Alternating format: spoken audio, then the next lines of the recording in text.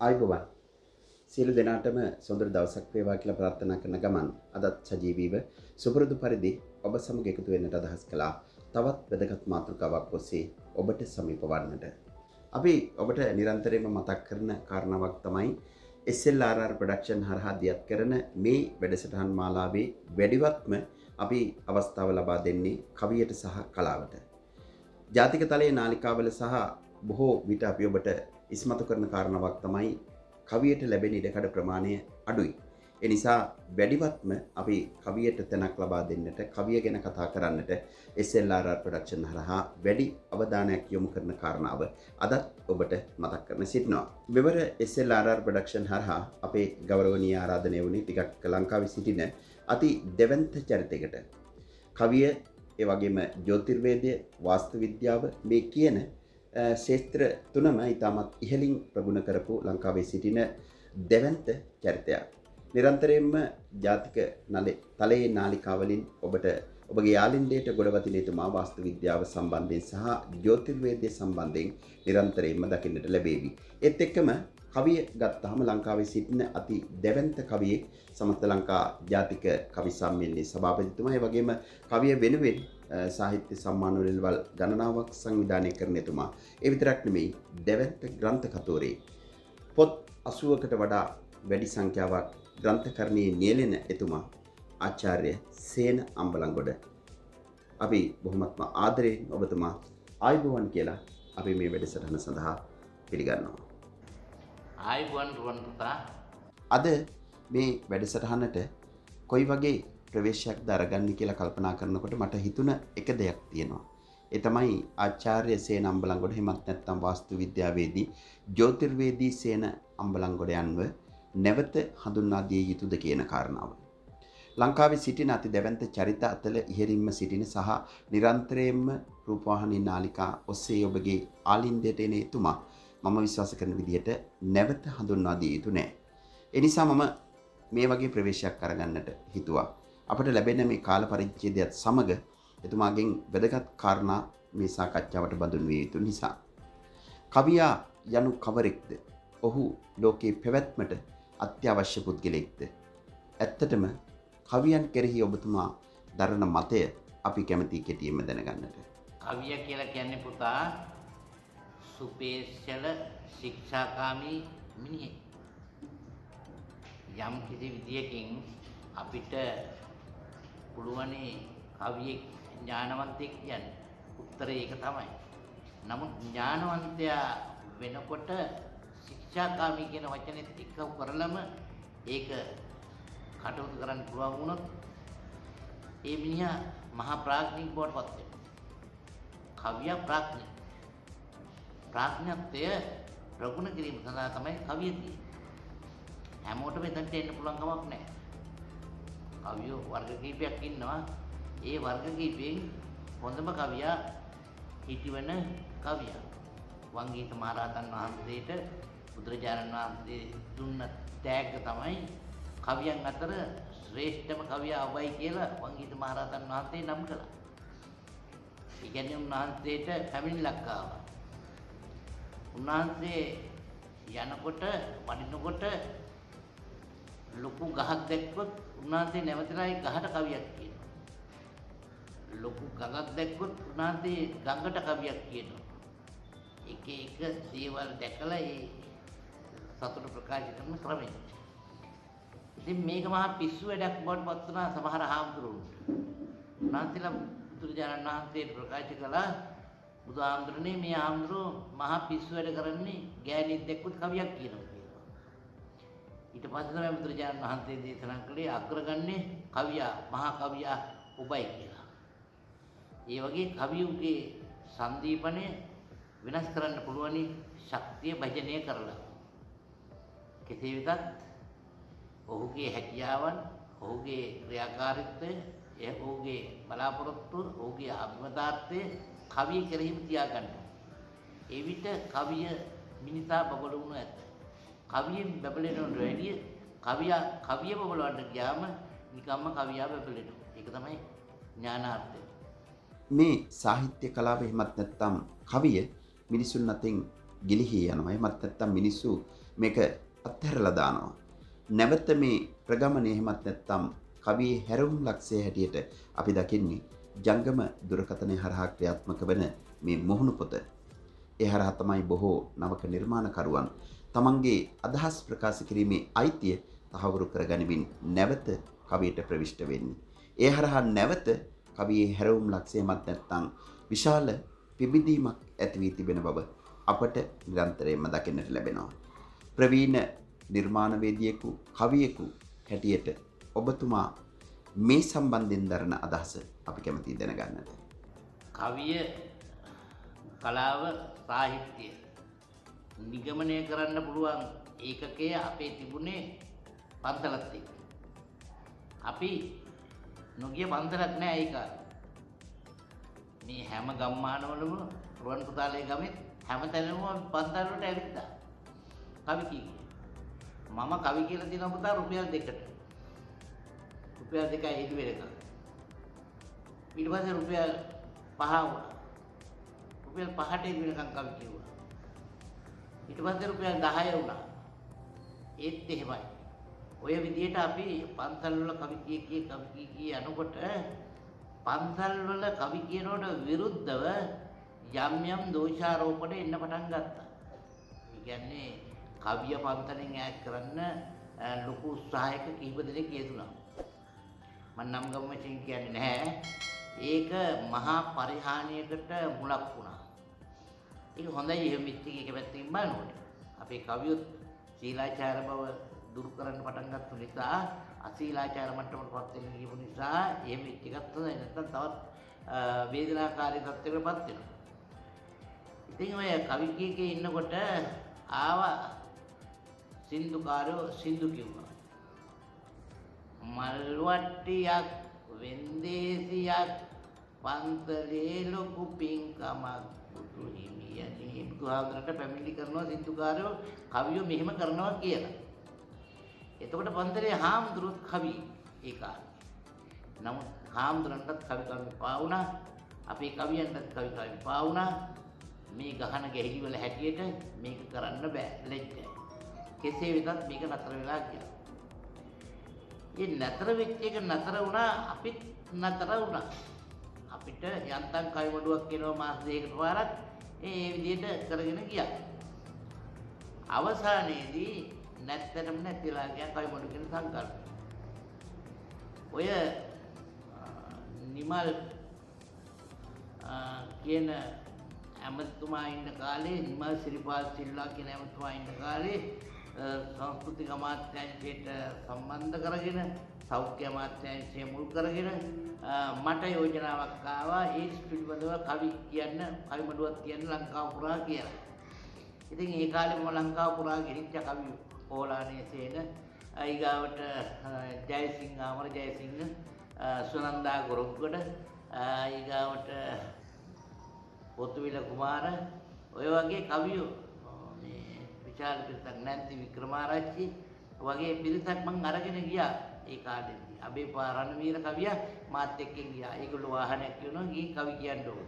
ඉතින් එහෙමත් කවි කිව්වා. ඊට පස්සේ ඒ නිමල් සිල්වා මාත්‍යගේ උත්සාහයෙන් මේ වැඩේ අවසන් වුණා. කවි කීම අවසන් වුණා. ඊට පස්සේ මේ හෑන්ඩ්පෝන් ශිල්පය මෙහි අපට ආවේ. හෑන්ඩ්පෝන් ශිල්පේ එනකොට මට කතා කරා අපේ ගයන් කියලා පුතෙක් කතා කරලා කිව්වා සර් මේක අපි කවි කියන්න සූදානම් වෙනවා පොතෙන් මේ විදිහට කරනවා මට අපට සහයෝගය දක්වන්න කියලා. සඳත කියලා කවි පිටුවක් තිබුණේ එතකොට FB එකේ Facebook එකේ ඕකේ නම දැම්මෙත් මම සඳත කියලා නම දැම්මේ මම.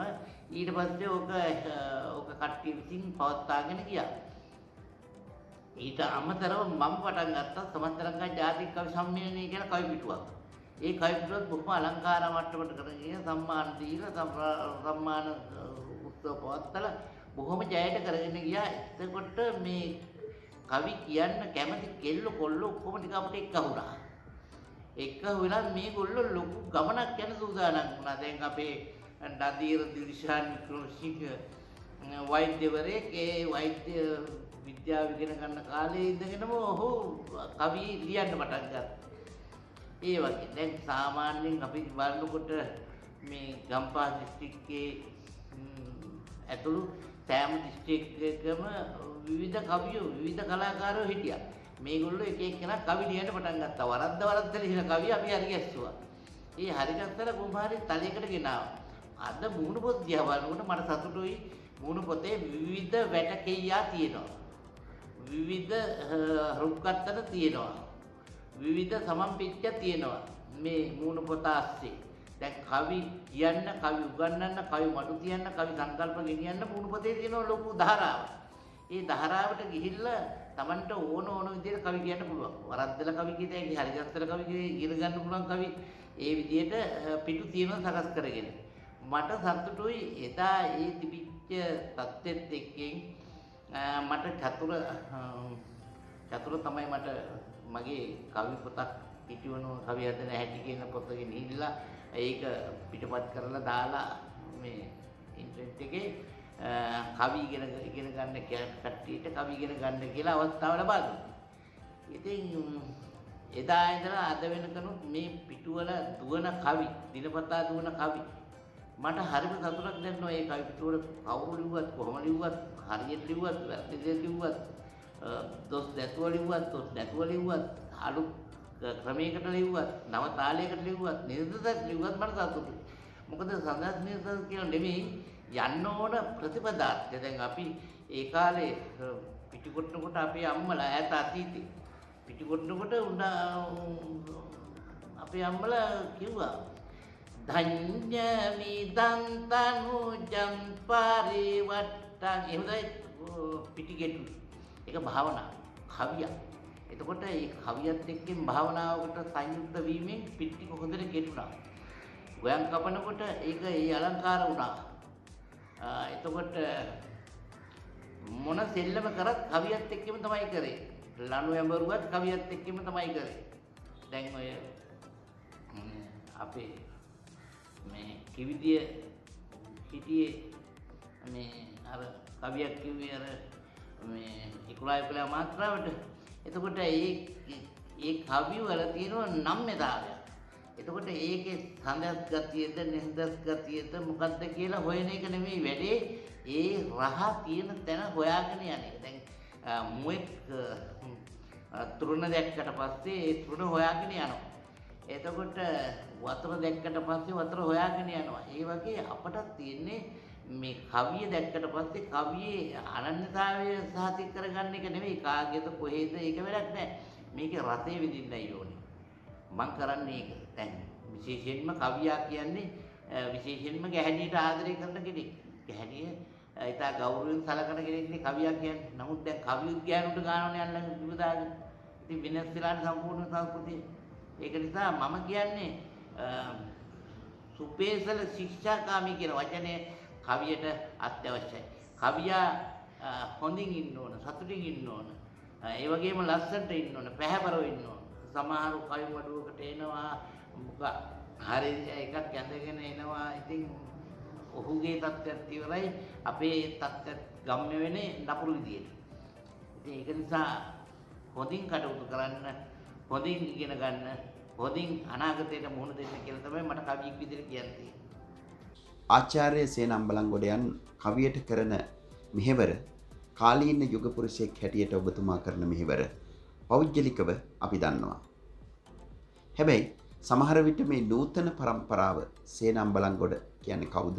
එමත් නැත්නම් ඔහුගෙන් කවියට වෙන්නේ මොන වගේ සේවයක්ද කියන කාරණාව නොදන්නවා වෙන්න පුළුවන්. ඒ නිසා අපි කැමති ආචාර්ය සේන අම්බලන්ගොඩයන් මේ කවියට සහ කවියාට කළ මෙහෙවර පිළිබඳව අදහස් දැක්වීමක් කරනවා නම්.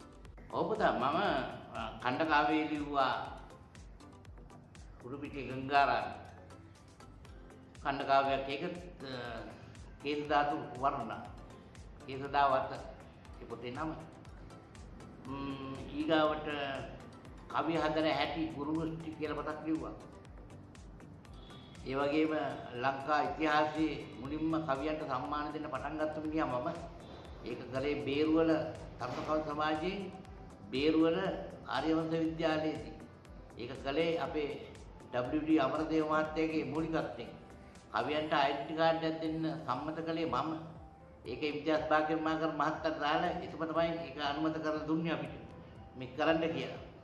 ඉතින් වගේම කවියන්ගේ සහජීවනය සඳහා මම ඉඩමක් ඉල්ලුවා කවි ගම්මානයක් හදන්න කියලා. ඒකට අවස්ථාව ලැබුණා කවුරුත් කවිය ගියේ නැහැ. ඒක නිසා මගේ හැරලා ගියා ඒ ස්ථානය දැන් මහා ගම්මානයක්. ඒ දවස්වල අපට ලැබිච්ච එකෙන් ප්‍රයෝජන ගත්තේ නැහැ කවි කවුරුත් ගියේ නැහැ. ඒ වගේම කවි සංගායනා කරලා තියෙනවා දෙකක්. කළුතර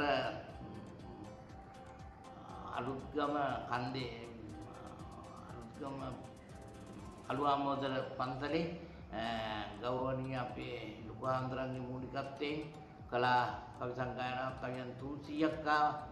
ඒ වගේම කවියන් 200ගේ මූලිකත්වයෙන් බලපිටිය අහුම්ගල්ලේ කරා කවි සංගායනාවක් එක දවස් දෙකක් දවස් 3ක් ඒ වගේ කටයුතු කරලා තියෙනවා. ඉතින් කරන්න පුළුවන් මෙහෙවර මම කරලා තියෙනවා. මගේ අතීතයේ දිහා බලනකොට කවියන්ට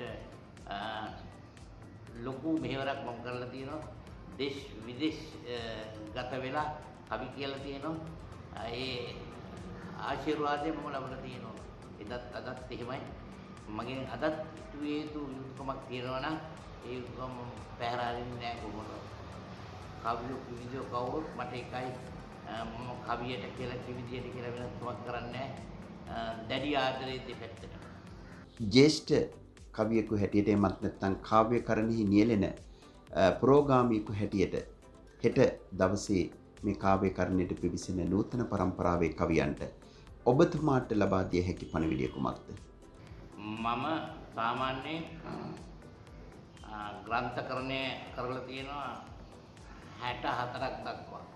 ඒ ඔක්කොම අලුත් වෙනවා. මගේ අලුත් වෙන පොත් වලින් වැඩියෙන්ම අලුත් වෙන පොත තමයි සූසෙට මායන්. සූසෙට මායන් කියන්නේ කවියෙන් ලියාපු ගෑනුන්ගේ වර්ණනාව. එතකොට මේ පොත මේ වෙනකොට 40 ලක්ෂය පැනලා තියෙනවා. ඉන්ටර්නෙට් එකේ සටහන් වෙනවා. එතකොට ඒ ගෞරවය මම දිනාගත්තේ කවියක් නිසා. මට අද සමාජයට දෙන්න තියෙන්නේ ලංකාවේ මහා කවියා කියන නාමයෙන් මම පිදුම් ලැබුවා.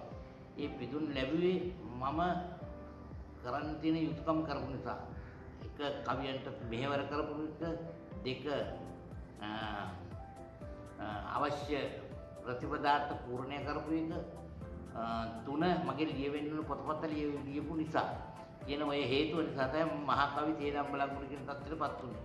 එතකොට මම අද කියන්නේ අපේ ඇත්තොන්ට විසක් කාඩ් එකක් බැලුවම ඒ කාලේ අතීතයේ මගේ නම තමයි තිබුණේ. මම තමයි විසක් කාඩ් එක ලියලා තිබුණේ. තේරම්බලංගුරු කියලා විසක් කාඩ් එකට යටින් තිබුණේ ඒ කාලේ. පිටකොටුවේ මහතොරණේ කවි කිව්වේ මම. දින 10ක් පිට කවි කිව්වා. තොරණ 10ක් තිබුණා. දින 10ක් තිබුණා. ඉතින් ඒ ආශිර්වාදය මම ලැබුවා. හැබැයි වචනයක් අහන්නේ කාගෙම.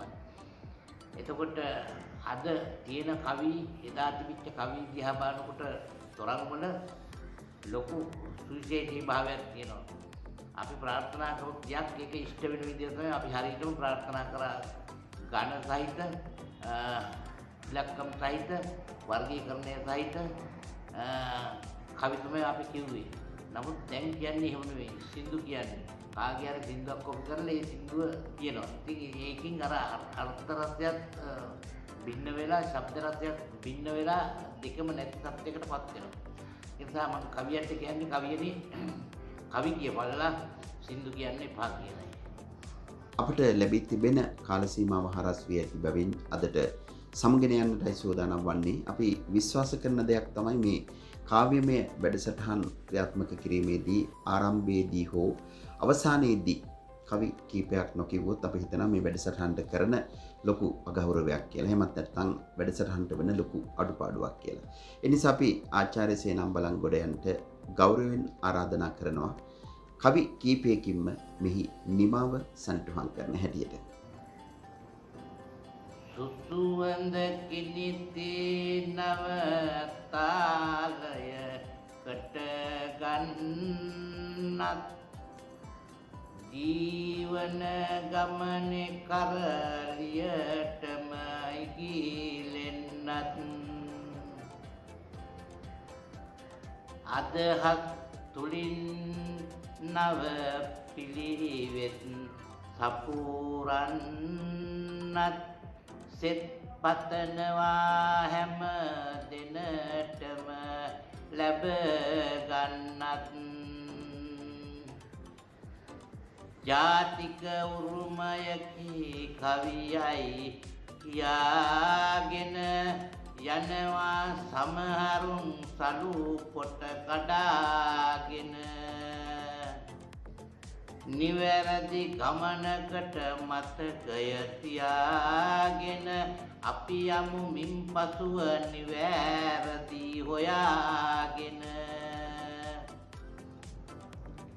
ආදර රුවන් පුතුනේ මේ වරක සිටි ඔබ කරනා මෙහෙය අද හැම දිනට වටී තව ඉදිරියෙත් මේ වාගෙම එකට ගැටි කටයුතු කරමු කාලය ඇත මෙහෙම සිටී වටිනාකමක් ඇති ජීවන ගමන මගේ තවමත් දිවිහරණ රන් රස උඩට නැගේ ආදරයෙන් අහපු පැන ටික අහස වගේ යමු සුදු පුතේ නුඹ තලයට එසාර දිගේ SLR යනුවෙන් නම කියන ලද හිතවත් ඔබේ නව ගමනට සුවඳ පොඳ මගේ ආසිරුවන් දෙන්නෙමි සිහිලේ බැඳ අදහස වචනයට එක්කර කියනවද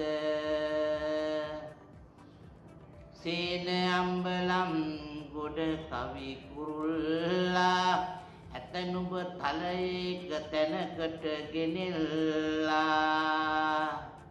රුවන් පුතේ දැන් මෙතනට වරෙල්ලා ජීවන තලයකට සිහිලැල් දියල්ලා ආදරේ මම ලොවට ආදරේ ජීවිතේ දිනුවේ මගේ ජීවිතේ කාලයයි ගත කෙරුණු කාලයයි මී පැණි මගේ දෙතොල මී පැණි යන්න ගමන් මග තියෙනවා හැසිරෙන්නම් මේම වයස ගියන් තව තරුණයි තේන කියන නාම කරන්නේ මේ සුදු පුතුනේ සරල ලොවට ප්‍රේම නතර කරන්නද කවිකම මම මැරුණන් කොම ආදරෙන් කියන ඔබේ අදහන්හර ගන්නද ජීවිතයට මන් පෙත්මං මේ ලෙස පෙන්නන්නද දහමින් ඔප උණු රටකින් මොන තරමට ඉන්නද එයින් පලක් මගේ පුතේ තවත් අපිත් ගන්නද